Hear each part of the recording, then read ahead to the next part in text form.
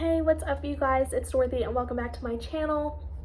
If you are new here, thank you for stopping by. Don't forget to give this video a big thumbs up. Comment down below what you want to see in the future.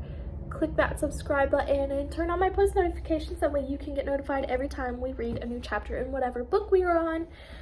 In today's video, we are going to go into chapter 32 of A Good Girl's Guide to Murder. I was way off. 32 of A Good Girl's Guide to Murder by Holly Jackson, and yeah, let's get right into it. This video may contain foul language and sensitive topics. If you do not wish to continue, please click off of the video now.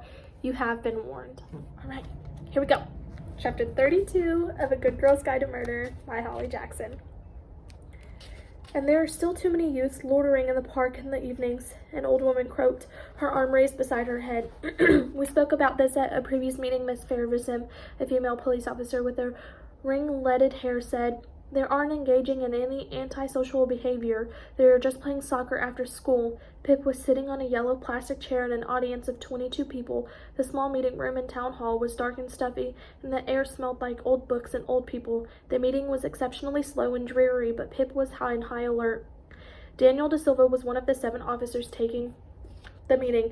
He was taller than she expected, standing there in his uniform, his light brown hair wavy and styled back from his forehead. He was clean-shaven, with a narrow, upturned nose and rounded lips. Pip tried to not watch him for long stretches of time in case he noticed.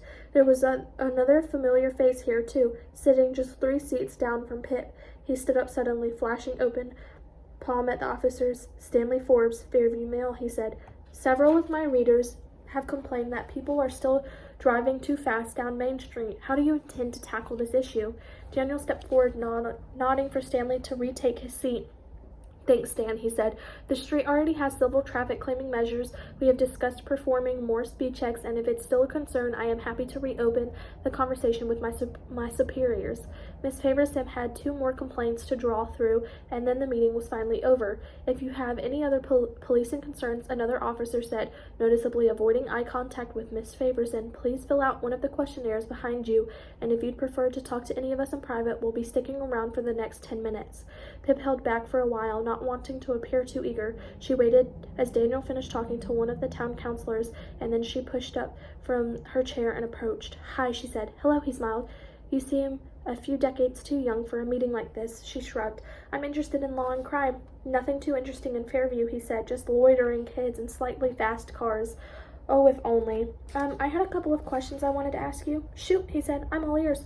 Pip coughed lightly into her fist and then looked up. Do you remember reports being made about 5 or 6 years ago of drug use and drinks being spiked at house parties thrown by Fairview High students? He tensed his chin and his mouth sank into a thoughtful frown. No, he said. I don't remember that. Do you want to report a crime? She shook her head. Do you know Max Hastings? She said. Daniel shrugged. I know the Hastings family a bit. They were my first call out after I finished training. For what? Oh, nothing big. Their son had crashed his car into a tree in front of their house, needed to file a police report for the insurance. Why? No reason, she said. Faux nonchalantly, she could see Daniel's feet starting to turn away from her. Just one more thing. Yep. You were one of the first responding officers when Andy Bell was reported missing. You conducted the primary search of the Bell residence? Daniel nodded, lines tightening around his eyes. Was that not a conflict of interest, seeing as you were close to her father? No, he said, it wasn't. I'm a professional when I have this uniform on, and I have to say I don't really like where these questions are going. Excuse me. Daniel began to walk away, but a woman appeared behind him, stepping in beside him and Pip. She had long fair hair and a freckled nose and a giant belly pushing out the front of her dress. She must have been at least 7 months pregnant. Well, hi, she said in a forced, pleasant tone to Pip. I'm Dan's wife. How entirely unusual for me to catch him talking to a young girl. Must say you aren't his usual type. Kim, Daniel said, placing his hand on her back. Come on. Who is she? Just some kid that came to the meeting. I don't know. He led his wife away to the other side of the room. Pip watched them go and headed out the exit, huddling farther into her coat as the cold air closed in on her. Ravi was waiting just up the road opposite the cafe. You were right not to come in, she said when she arrived at his side. He was pretty hostile, and Stanley Forbes was there too. My favorite person, Ravi said sarcastically, dipping his hands into his pockets to hide them from the bitter wind. So you didn't learn anything? Oh, I didn't say that, Pip said, stepping in closer to him to shield herself from the cold. He let one thing slip. Don't even know if he realized. Stop pausing for dramatic effect. Sorry, she said. He knows the Hastings. As He was the one who filed the police report when Max crashed his car into the tree by their house. Oh, Robbie's lips opened around the sound. So maybe he could have known about the hit and run. Maybe he could. Pip's hands were so cold now that they started to curl into claws. She was about to suggest going back to her house when Robbie stiffened, his eyes fixed on a point behind her. She turned.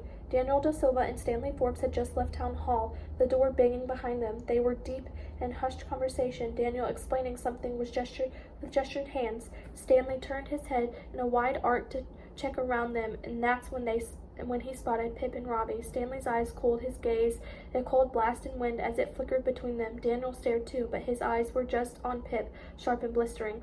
Robbie took her hand. "Let's go," he said. And that's the end of chapter 32. I will see you guys in the next video for chapter 33. Bye!